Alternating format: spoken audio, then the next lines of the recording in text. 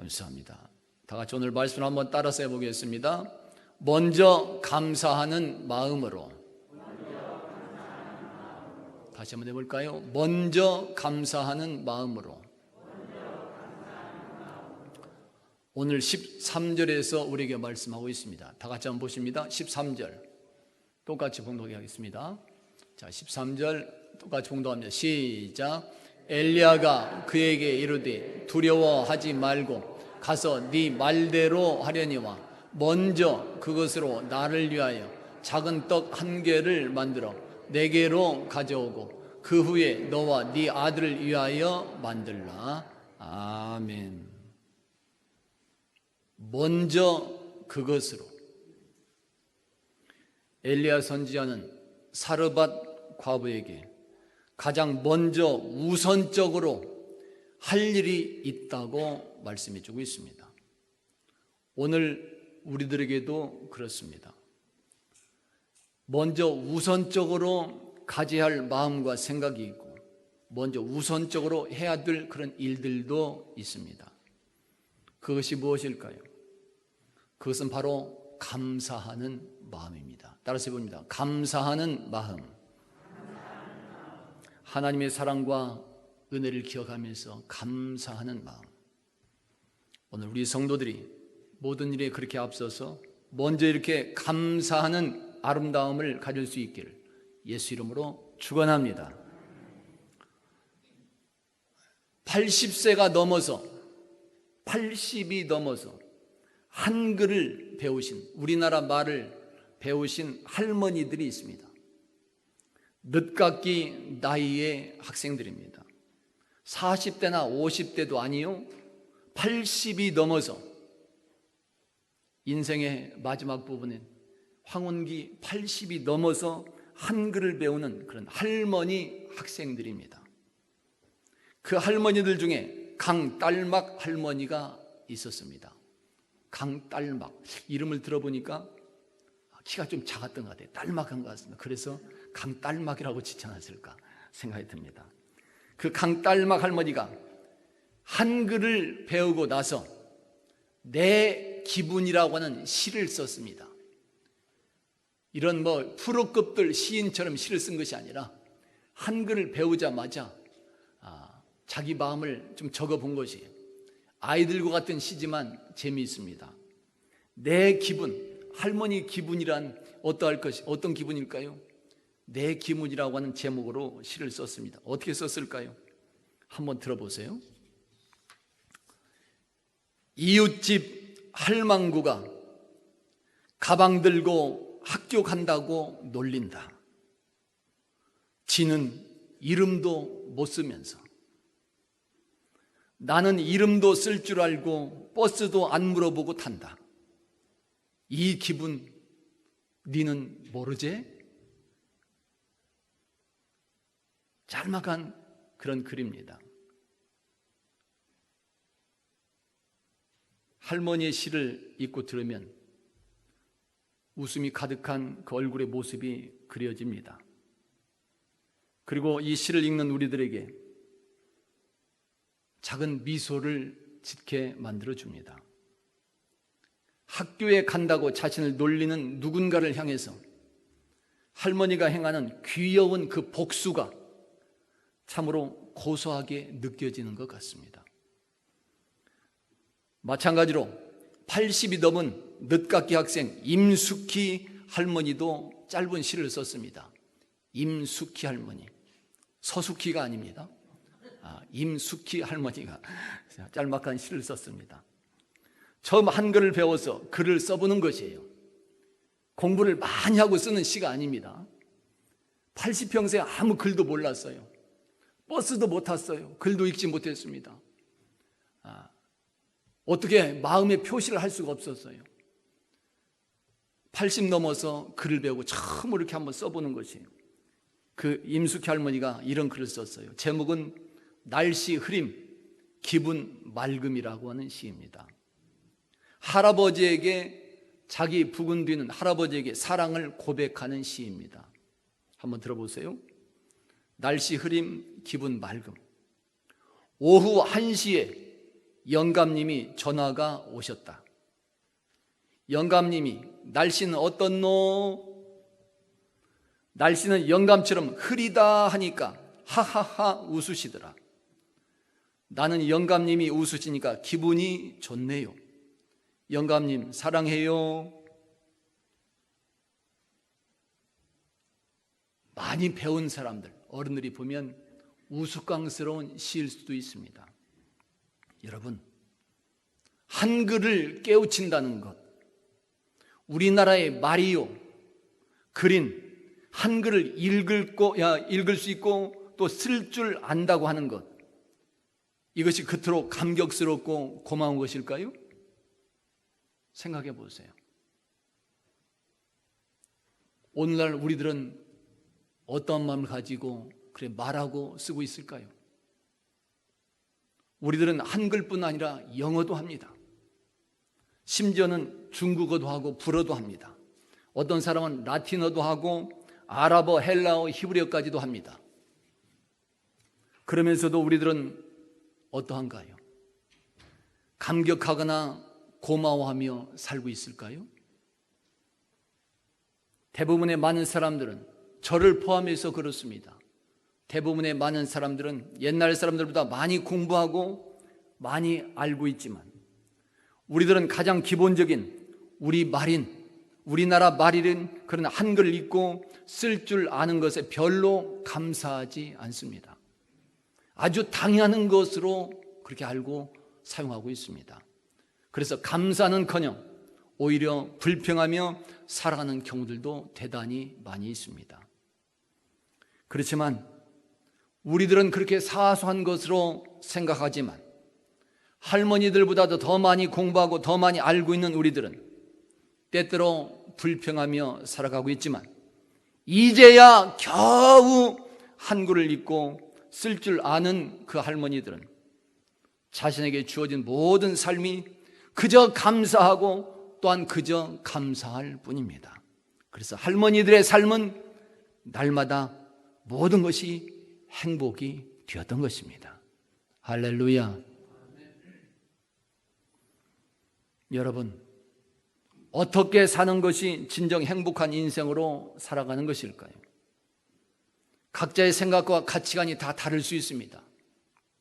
각자의 주장이 다 다를 수 있습니다. 각자 나름대로의 삶에서 깨우친 것들이 다 있을 수 있습니다. 그렇지만 진정 무엇이 행복인지 오늘 우리들은 깊이 다시 한번 생각해 볼 필요가 있습니다. 무엇이 행복일까?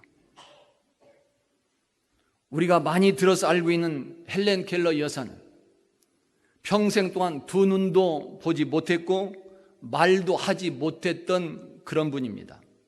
그렇지만 자기 죽음을 앞두고서 그분은 이렇게 말했습니다. 나는 정말로 아름다운 인생을 살았다. 내 인생에서 행복하지 않은 날은 하루도 없었다. 아무것도 보지 못했던 사람입니다. 아무것도 말도 하지 못했던 사람입니다.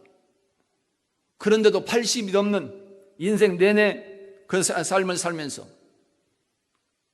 나는 행복하지 않은 날이 하루도 없었다. 매일매일이 행복했다 고백해 줍니다.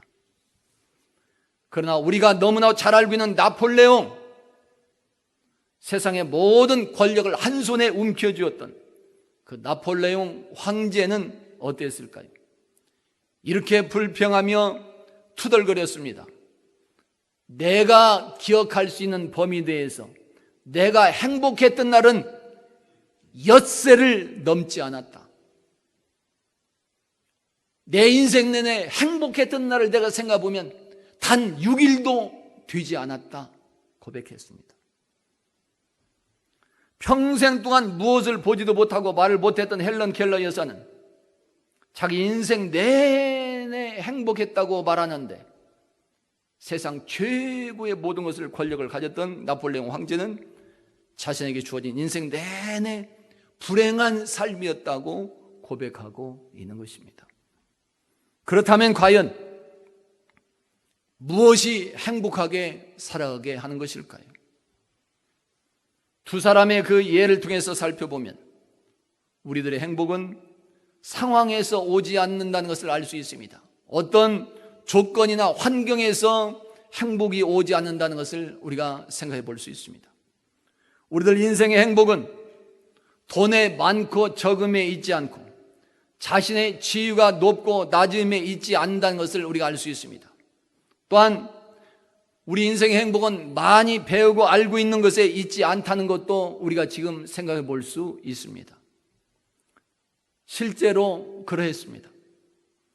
우리들 인생의 행복은 환경이 아니다, 조건이 아니라는 것을 실제로 연구해서 발표했던 그런 분이 있습니다. 몇 달 전 신문에 보았던 그런 글이었습니다. 몇 달 전 신문에 미국 하버드 의대 교수인 산지부 초프라 교수의 행복에 대한 강연이 신문에 실린 적이 있었습니다. 행복에 대해서 그분이 강연을 합니다. 하버드대 의대 교수님이십니다.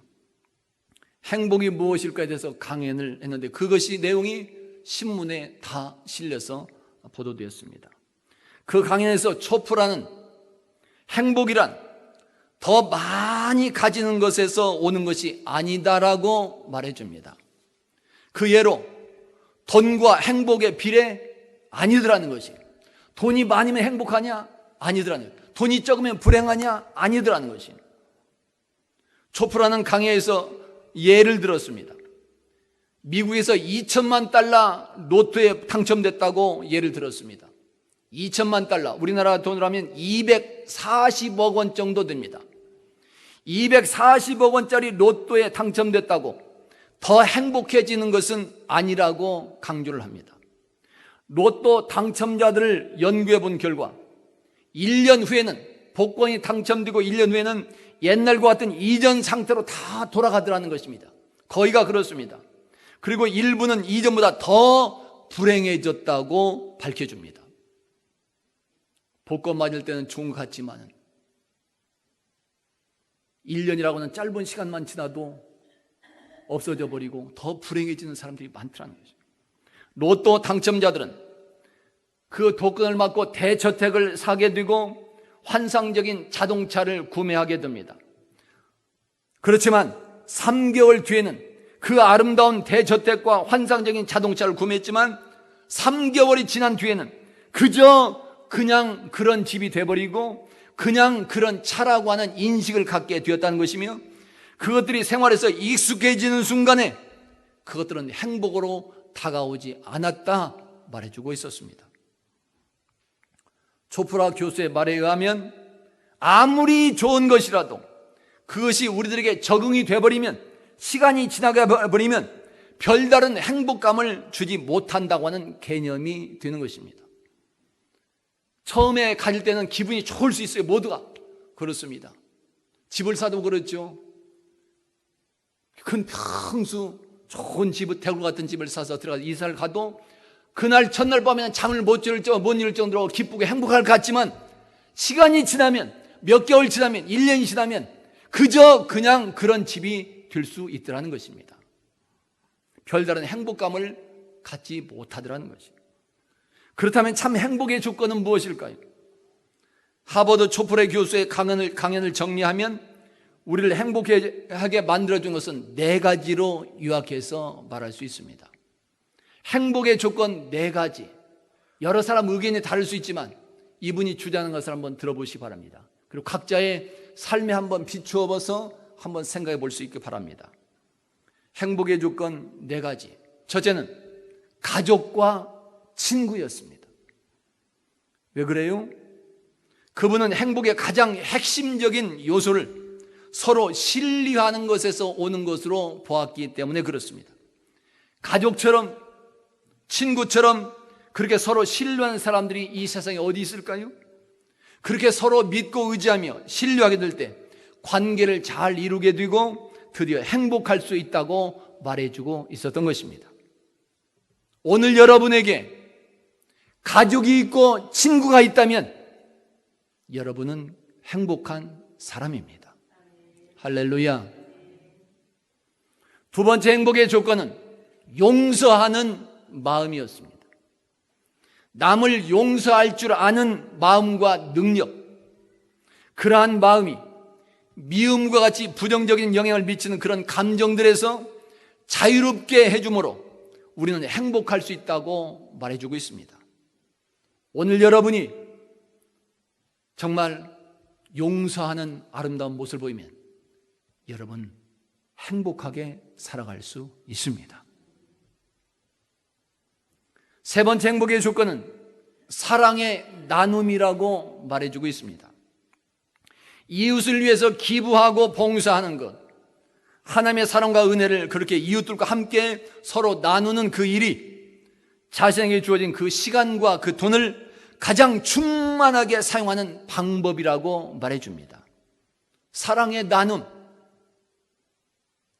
오늘 저와 여러분을 행복하게 만들어주는 조건이 되는 것입니다. 내가 행복해지고 싶다면 사랑을 나눠줄 수 있어야 되는 것입니다. 그리고 네 번째 행복의 조건을 말하는데 그것은 감사하는 마음이라고 강조해 줍니다.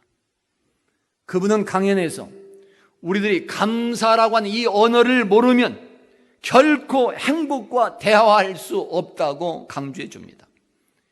이러한 사실들은 이미 여러 사람들과 여러 곳곳의 연구에서 증명이 되고 있습니다. 감사의 언어.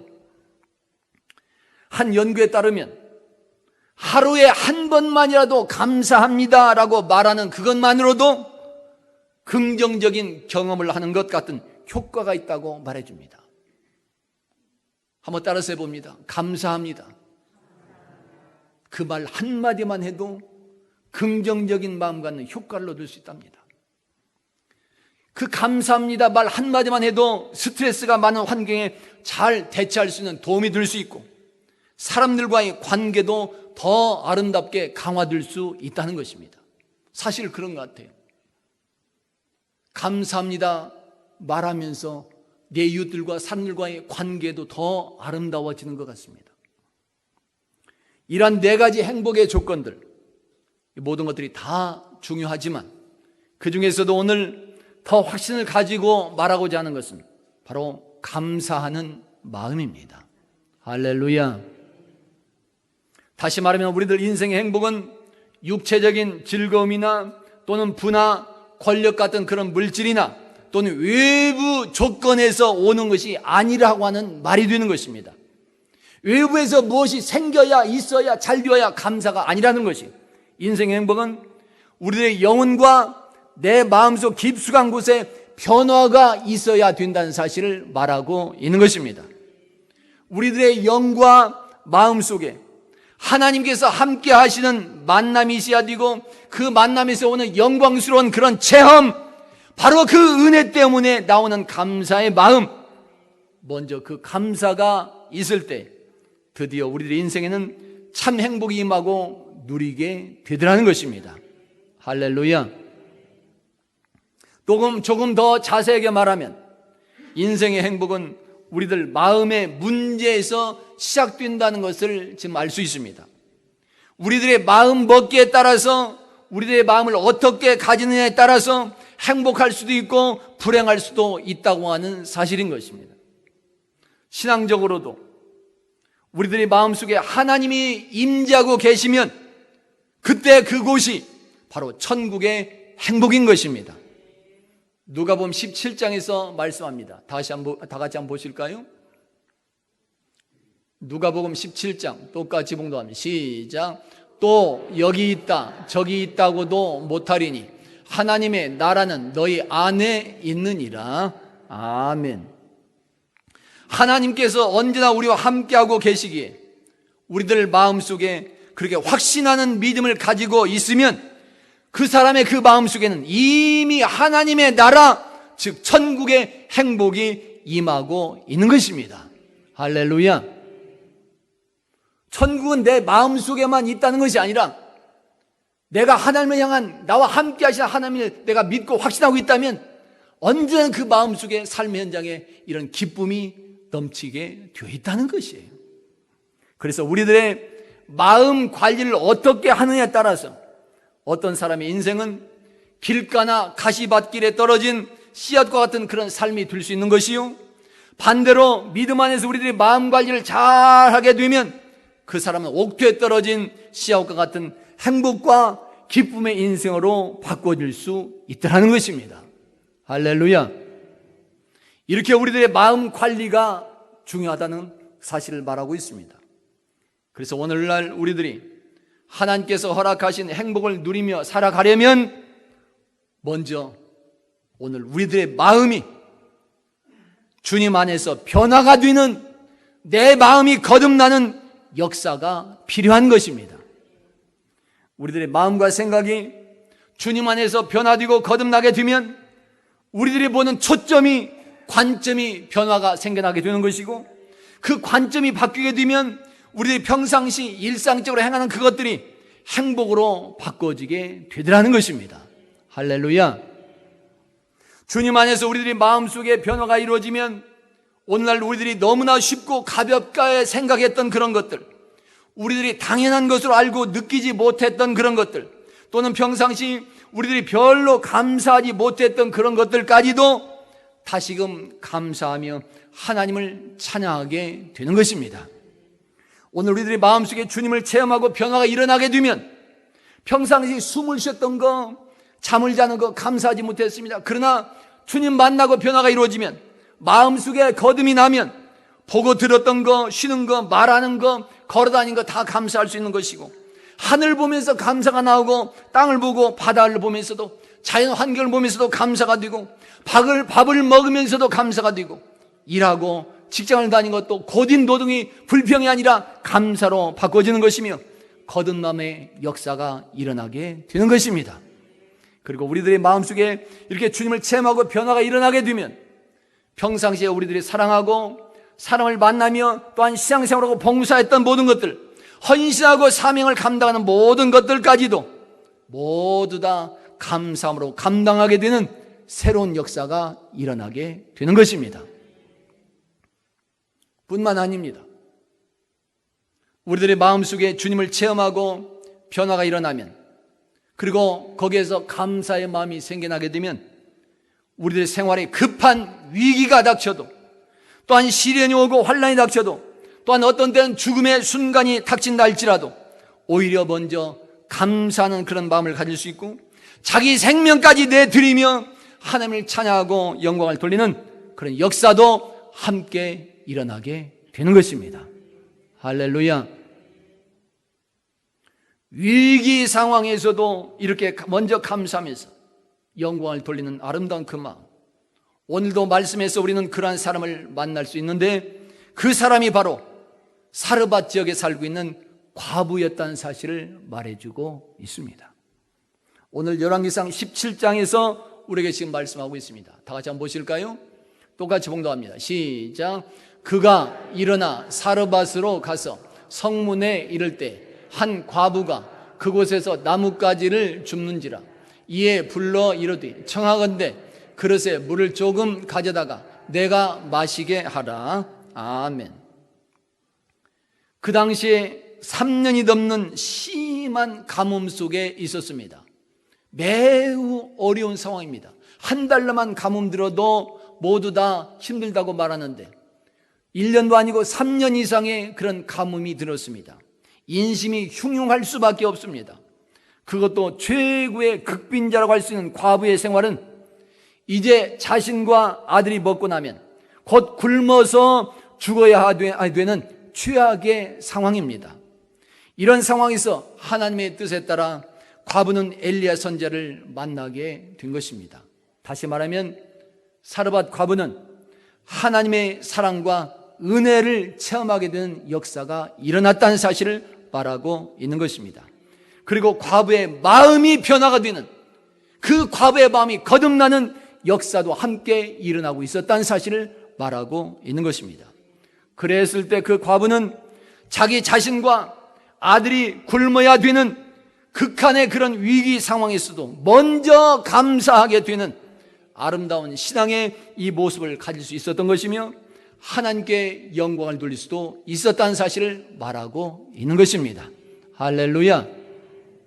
하나님은 이러한 사르밧 과부의 믿음과 먼저 이렇게 감사하는 그 마음을 받아주시고 충만한 복으로 임재하여 주셨습니다. 오늘 15절 16절에서 이렇게 말씀하고 있습니다. 한번 보실까요? 자, 열왕기상 17장 15절 16절, 자, 똑같이 홍도합니다. 시작. 그가 가서 엘리야의 말대로 하였더니 그와 엘리야와 그의 식구가 여러 날 먹었으나 여호와께서 엘리야를 통하여 하신 말씀같이 통에 가루가 떨어지지 아니하고 병에 기름이 없어지지 아니하니라. 아멘. 극한 위기의 상황에서도 먼저 하나님께 감사하는 과부의 마음과 그 모습, 바로 이것이 오늘날 예수를 구세주로 믿는, 예수를 하나님으로 믿는 우리 기독교와 성도들의 참 믿음의 모습이요 순종함의 모습이라고 말할 수 있습니다. 그리고 바로 이것이 오늘날 예수 믿는 사람들에게서 보여져야 되는 참 감사의 마음이요 모습이라고 말할 수 있는 것입니다. 이러할 때, 이렇게 아름다운 감사의 모습이 먼저 보여지게 될 때 하나님은 오늘 우리들에게도 평안함과 기쁨으로 함께 하시는 것이고 위기 상황에 있어도 한이 없이 계속해서 임하게 되는 그 축복으로 임하여 주시는 것입니다. 할렐루야. 성도 여러분, 오늘 여러분의 상황은 무엇일까요? 가정의 상황, 직장의 상황, 사업의 상황, 사람들과의 만남의 상황, 여러 가지 상황들이 있을 수 있습니다. 그 상황은 무엇일까요?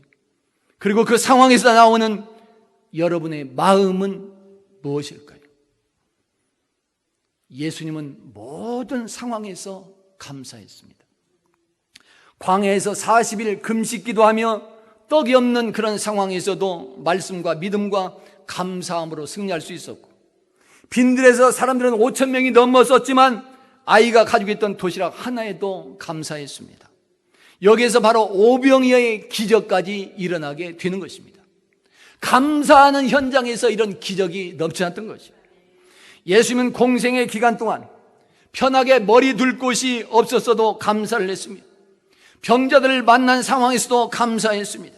그리고 자신이 곧 잡혀가게 될 것임을 알면서도 제자들과 저녁 식사를 하면서 감사했습니다. 더 나아가서 예수님은 십자가상에서 마지막으로 삶을 바칠 때에도 다 이루었다고 하면서 아버지 하나님께 감사하며 영광을 돌렸습니다. 여기에서 오늘 우리들이 구원받게 되는 그런 행복이 임하게 되었던 것입니다. 여러분, 슬픔과 기쁨은 언제나 맞닿아 있습니다. 여기 기쁨이 있고 여기 슬픔이 있지 않습니다. 언제나 기쁨과 슬픔은 한 곳에 있습니다. 맞닿아 있습니다. 슬픔의 눈물과 기쁨의 눈물은 똑같은 동일한 한 눈에서 나오는 것입니다. 똑같은 눈에서 슬픔이 나오고 기쁨이 함께 만나는 것입니다. 그와 같이 감사와 불평도 언제나 맞닿아 있는 것입니다. 또 동일한 마음의 셈에서 슬픔이 솟구치기도 하고 동일한 마음에서 기쁨이 솟구쳐 나오기도 하는 것입니다. 다시 말하면 마음의 문제라는 것입니다. 우리들의 마음이 어떻게 되어 있느냐에 따라서 슬픔에 빠질 수도 있고 기쁨이 들 수도 있으며 원망도 들 수 있고 또한 감사로 바꿔질 수도 있습니다.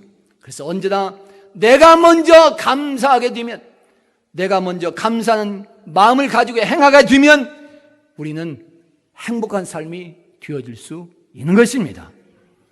오늘 우리 성도들 모두에게 우리 주님의 성령께서 충만하게 임한 역사가 있기를 예수 이름으로 축원합니다. 언제나 모든 상황에서 우리 주님을 다 만나시고 그 주님의 마음을 가지고 작은 것 하나하나까지도 먼저 감사하는 마음과 삶으로 바꿔질 수 있기를 예수 이름으로 축원합니다. 감사가 바로 행복인 줄로 믿습니다. 그래서 사르밧 과부에게 임했던 것처럼 위기 상황에서도 중단 없이 계속해서 임하게 되는 하나님의 그 축복이 각자 삶의 현장에 충만하게 임하는 역사가 이루어지기를 예수 이름으로 축원합니다. 다 같이 한번 따라서 봅니다. 먼저 감사하는 마음으로